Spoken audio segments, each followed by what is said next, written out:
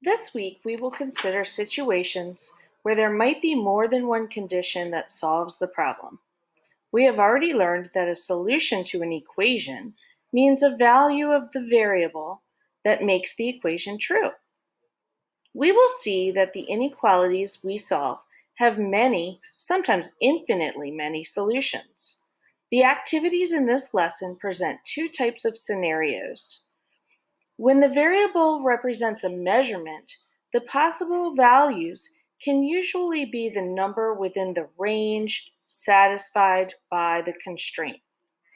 When the variable represents a count of people or objects, the possible values are restricted to whole numbers within the range.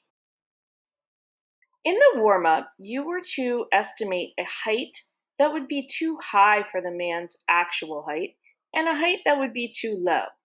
This strategy helps us make a better estimate of the man's actual height because we're using a range of values that are reasonable.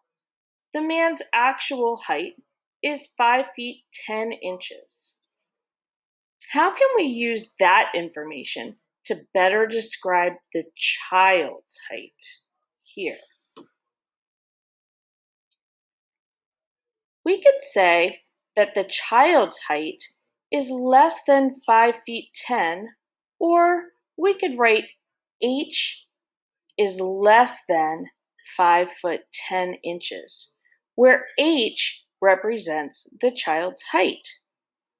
In the warm-up discussion, you wrote an estimate. The child's height is actually 4 feet 3 inches. How close was your estimate? In the next task, you will try to match inequalities and scenarios that all contain stories about 9 using an app called Stories of 9. You will represent situations with inequality statements and reason about possible values that make them true, showing the possibilities on a number line.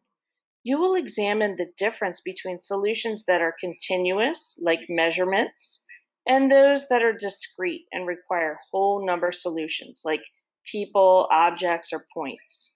You will also think about when you should or should not include the endpoints on a graph based on the context of the problem.